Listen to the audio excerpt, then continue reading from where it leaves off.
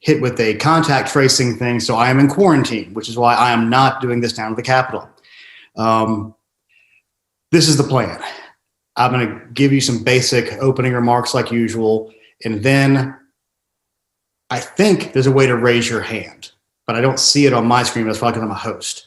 So I will try to go through and unmute people who have questions, or you can put it, or at least you can type something into the chat and I can try to see you for a question. And we'll try to go onesie, twosie on these things so people aren't talking over each other.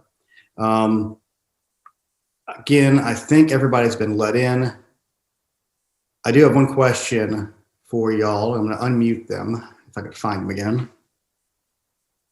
Somebody had the name Are We There Yet? And I let them in, but now they seem to have disappeared. So, okay. It's 5:17. And again, this is a little awkward looking at a camera on my computer.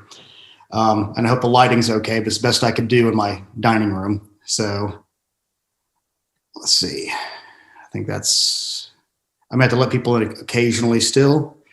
All right. So let's go out of the gate real quick and talk about the thing that's obviously breaking news right now, the situation in Floyd County, where they found 2,600 ballots that they did not upload on election night. Again, this is why you do the audits. There's no issues with any of the equipment or anything. They just didn't scan these ballots, it looks like, or the card was not put through properly. So the secretary, since this is such an amazing blunder and they had issues in August, would like to see that elections director for Floyd County step down from his position because this was too important of an issue to have allowed to happen this way. It does change the margin by about 800 or so, it appears. We already have an investigator looking into what happened in the situation as to why it happened. But obviously the secretary in our whole office is perturbed, to say the least, that this was allowed to happen in that county. It is the only county we've seen an issue like this so far. And it looks like it was an early vote, half of an early vote box, essentially, that did not get uploaded into their election night reporting system. And again, it's unfortunate, but it's not an equipment issue. Again, it's a person not executing their job properly. And they've been hit with several things. We know that, but this is the kind of situation that requires, I think, a change at the top of their management side. And similarly, I think we've announced this, but I want to make it very clear. There's two specific instances in Fulton County that we are investigating. One is how the water leak was handled on the morning of the election and through that day. We have some ideas, but we're trying to track it all the way down. And the second thing is on election night, when observers looked like they were asked to leave and counting continued for a period of time. I know our investigators are looking into that, and they are tracking down the information. We've gotten the videotape from State Farm Arena. We've got some other videotapes, still taking statements to get everybody's things on there, but we're investigating Fulton for those two specific instances that I'm aware of right now.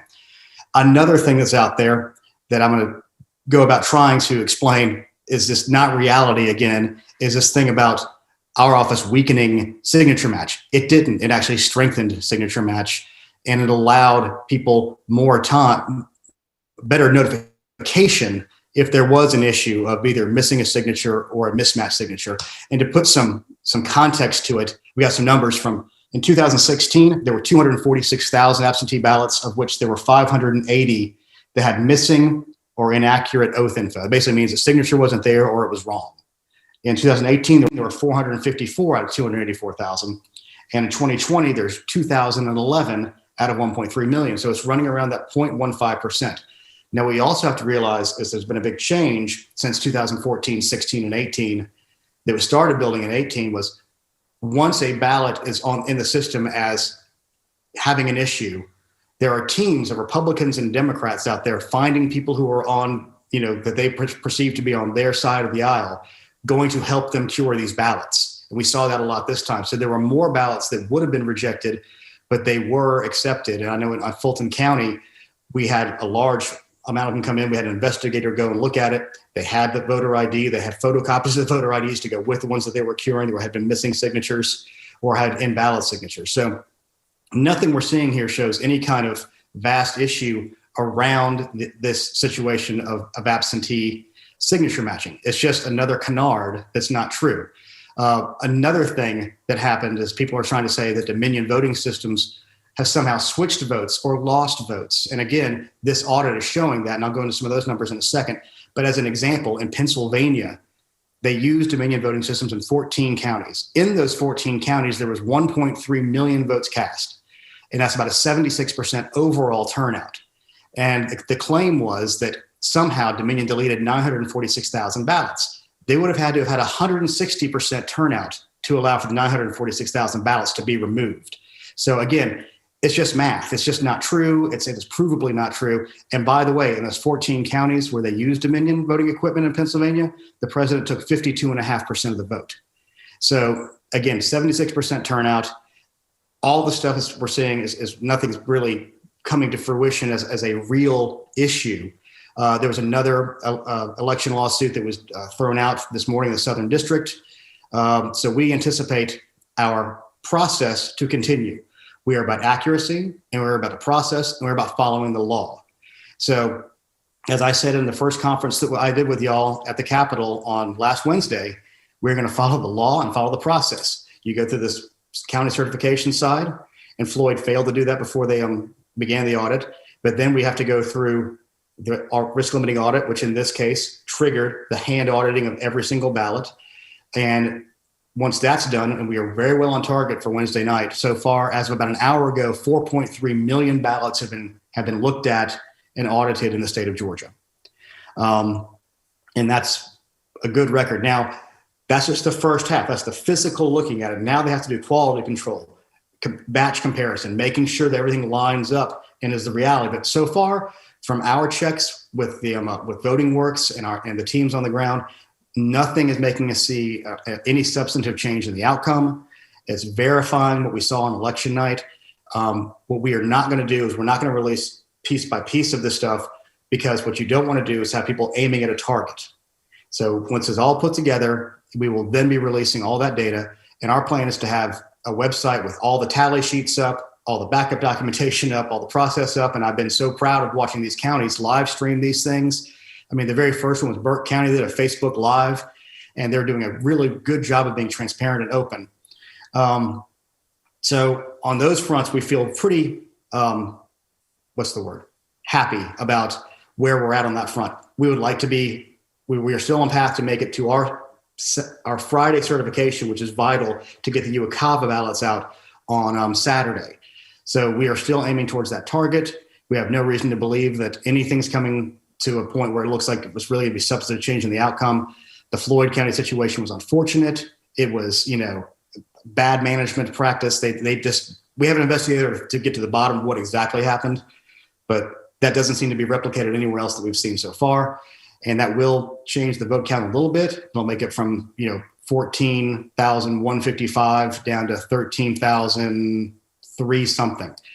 So with that, I'll go ahead and try to open it up to questions. If you can either raise your hand or put it into the chat room, and I can figure out how to unmute you. So let's see what we can do on this one.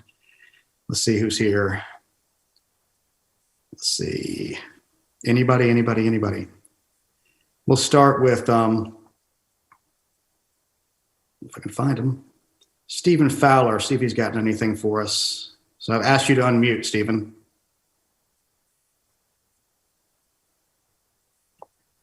If you can. All right. Oh, there's Amara from, let me go up to this.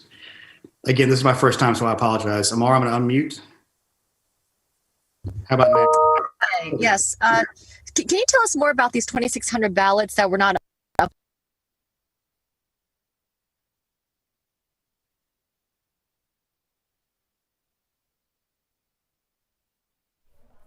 His audio's gone.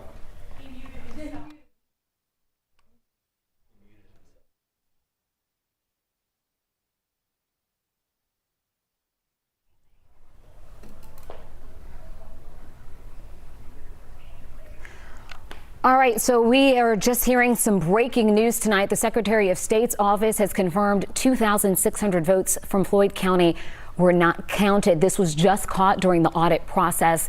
This is Gabriel Sterling, the voting system implementation manager with the Secretary of State's office, who you see on your screen, who was just delivering this information that you were just listening to. He says that their office was very perturbed with this situation, and he said this has only happened in one county. We're told that half of an early voting box was not uploaded. This was a person error. That person did not do what they were supposed to do, and they are asking for the Floyd County elections director to resign. Now, we did hear from them that the margin between Joe Biden and President Trump has been reduced by about 800 votes. They're now separated by about 13,000 votes. And so they have called this an unfortunate situation. We will continue to follow this and monitor it and bring you updates on air and online on 11alive.com. We'll be right back. Actions to help prevent the spread of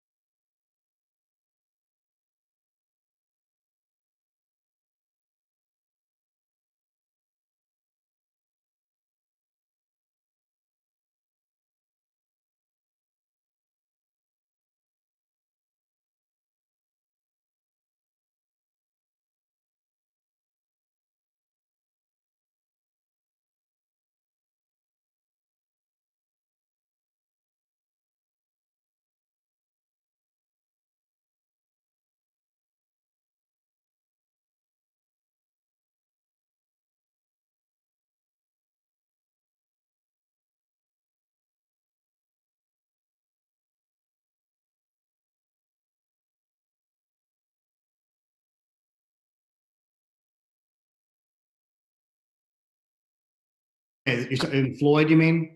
You I'm said sorry. And yes, Floyd. Thank you. Floyd, what it is they had these ballots in their ballot manifests. They had them there, and they were counted in the audit. When they finished the audit, they had like 41,000 votes. When on the election night reporting, they only had 38,000 votes, and that's how it was discovered. So that's where we came across this, and then they're trying to back figure that they came from those early vote results that were not uploaded. But that's why we're having an investigator to really button up exactly where their breakdown came. Okay, so there were early votes that were not uploaded, correct? Right. Okay. And I don't know. And my best guess is they were not even put into the election management system, because you don't get partial results out of the election management system. You get the results out, and then you upload it into the ENR. Now you can get pieces, and you can keep adding to it. But again, they didn't discover it. We discovered it through the audit process that they were running. So Okay. it's a little frustrating. Have they been recorded? Have they been recorded now? And are they? They're not in the election night reporting yet, because they're trying to figure out. There's two paths to go. If they can identify the actual batch that wasn't scanned properly, they can scan it and get a new memory card and put that into the EMS and just have append that on.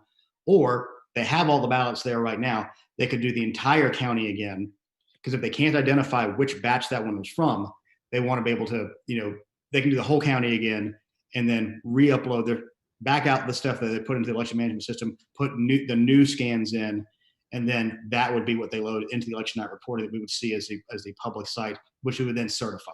Or they would certify, then we would certify. But what I hear you saying is that even if all of these were for the president, it wouldn't change the outcome, correct? Yeah, it looks like it's about an 800 plus vote swing towards the president on this, but the lead right now statewide is 14,155. So that would take it down to 13,300 and something, I believe. Okay. And the other thing, I don't know if I heard you correctly, but when you started this, you said we are going to keep counting. Was there some issue that you weren't going to? No, I was probably saying we're going to keep through our process. We're going to keep doing what we're going to be doing. Okay. Mark Nacy's next. Yes. Mark gets two? Wow, okay. I saw a report just a few minutes ago that Senator Lindsey Graham had pressured Secretary Raffensperger to not count all legal ballots. Can you tell us more about what happened there? I have no idea. That doesn't ring. That's just sounds like one of those things that comes out of left field. That's all the hands that are up. Alex, of course, has and Claire. So we have more people coming. Let's keep an eye on the chat there. Okay. Did you unmute him? Yeah. Okay, Alex. Hi, thanks. I saw a report that the secretary and his wife have both received death threats since criticism from the president has been spread online. Can you speak to that? We're not going to speak to that, but of course, in these times, everybody's security is going to be, stepped up. But I'm not going to speak to that directly right now. No, thank you. Sure. Okay, Claire. Hi, good afternoon. I know you've answered this question a million times, but I'm continuing to get it. Can you explain about why the audit process does not include some sort of signature verification? Well, because these votes have already been brought in, and the state constitution in Georgia requires a private vote. There is no way to tie the signature back to a ballot that has been cast. And we are going to do everything we can to continue to protect voter privacy on that front. The ballots that were accepted follow the legal process to be brought in. And as I said before, we're literally talking about in the hundreds of ballots that, might have had an issue on the signature side overall. And it's just, another thing. It's a distraction. There is no process within the audit to go back and look at signatures because they've all been brought through the process already.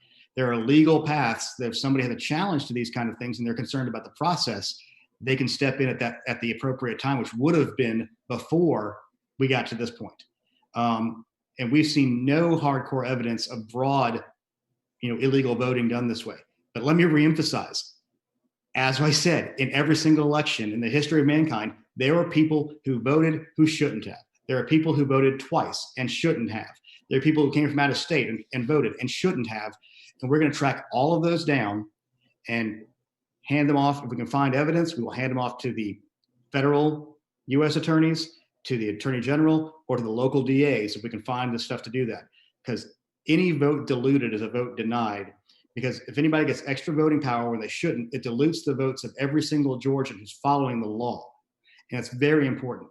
This office is about the law. It's about process. It's about protecting the integrity of the vote. So that's what we're focusing on. And again, this thing on the signature match, it is just another distraction. There's no evidence out there there's been a mass effort to do any of these things. People are talking about ballot harvesting. This office, in the first bill that we got passed, HB 316, was the first time we ever outlawed ballot harvesting in this state. We've strengthened signature match. We did GBI training with the county elections directors to show them how to do this better. So we've done a lot on that front. We put in the absentee ballot portal, which has a unique identifier of the driver's license number to tie you back to the individual voter. We are taking a lot more steps to secure the vote on this front than has previously been done in state history. So we will stand second to nobody on securing and protecting the integrity of the vote. One more quick question. We've Sure. seen complaints from the Republican Party of Georgia saying that they want to have more monitors in place, and that they disagreed with the 1 monitor per 10 audit boards. Have any party representatives brought concerns to you about what they are witnessing with the current number that they have?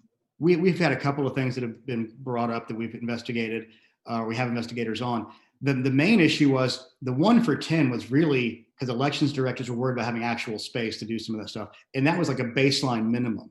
We told elections directors to, in an interest of transparency, let in as many people as you comfortably can and still have your processes work properly. So that was what that was about. And again, both parties were notified of these draft rules at 8 o'clock on that night. And both parties sent back suggestions and ideas and comments on different parts of the rules. Neither one had anything to say about that one until the next day. And at that point, the rules were already out there. Again, I think it was just more of a chance to get an issue and get people stirred up to a degree. But I understand we're trying to be as transparent as we can. We want monitors to be there. It is the responsibility of the parties to get monitors there. And I understand that both parties had a hard time staffing up to do that because it was just hard to do and get volunteers to come do some of those things. So I think in most places where you had a credential from the state party or the county party, you were let in. There was a handful of places. I know that there were some issues with that, but working with the local elections officials, almost nearly every single monitor that showed up was allowed in. In those cases where they weren't, we'll investigate and see what was going on there. But again, this is not like Michigan or Pennsylvania where the monitors are there to challenge individual ballots. They're there to make sure the process runs smoothly and that there's nothing, like somebody walking in with random boxes of ballots or hiding ballots and stuff like that. None of that has been seen by anybody that we've seen. So there was a couple of things in DeKalb where there was like some very big boxes that were very, very pro-Biden, but the final numbers look like they balance out. That's because there are some precincts and early vote locations that were really heavy duty for Biden. So it's not too shocking in that particular county and on the southern side of it especially. So we are working with the parties. We are working with the counties to provide as much transparency as possible. That's why I was so thankful that so many of them live streamed what they were doing and did a pretty good job of trying to get that out there. And these people are just trying to do their jobs and get through what is a grueling process. Another thing I wanted to make clear, because somebody was asking about the costs on this, by moving the December 1st election and merging with the January 5th, we ended up saving the counties millions of dollars that they can then spend part of that to do this process. So that was sort of another benefit of that we weren't thinking about at the time, but it does kind of cover part of that. Okay. How many absentee ballots were thrown out during signature verification process?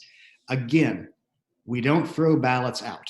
If they're not cured, and many were cured this time where people came in with their IDs, but for this election, general election right now in our ENET system, it looks like there was 2,011 that were not accepted either because they lacked a signature or didn't have a signature match. So it's 2,011 out of the 1.3 million.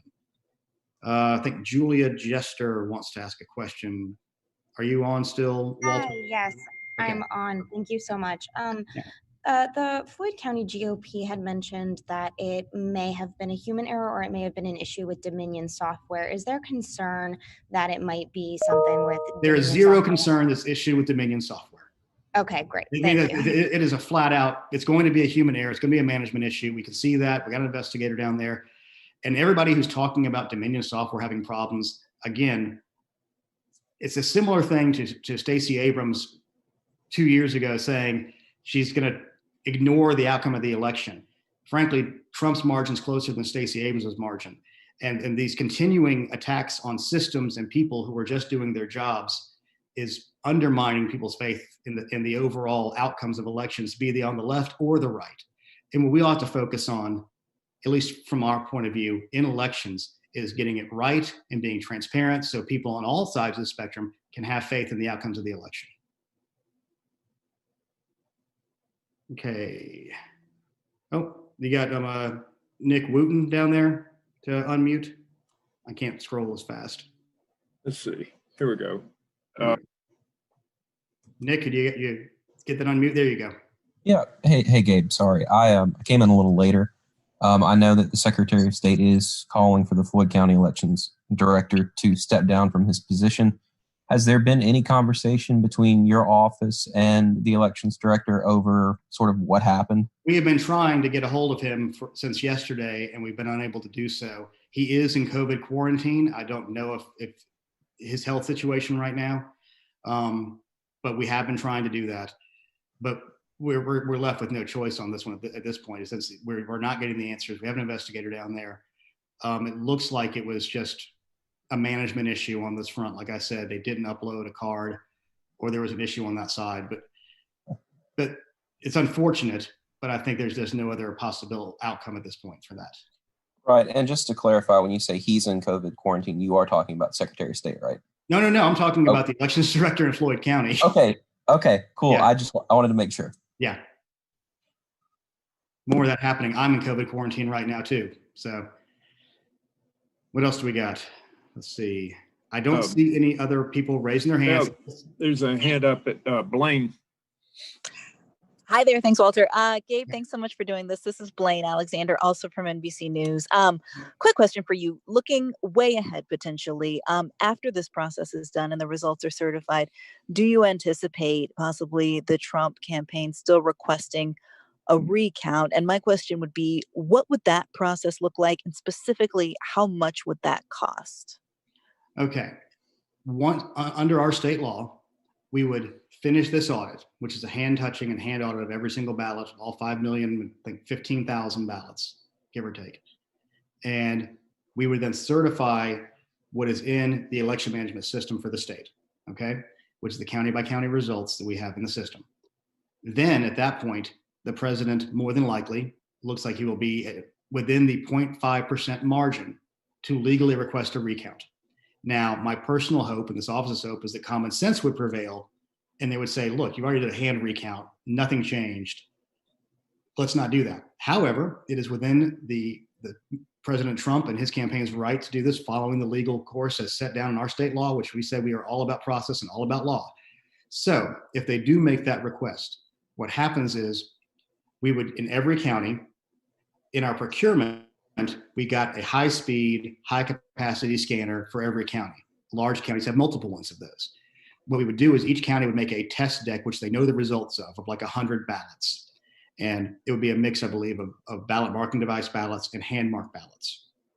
They would run them through that central scanner, the central scanning device. And they would know the outcome. They would run it. It would say, 50 for the president, 40 for Joe Biden, 10 for Joe Jurgensen, whatever measure you want to do.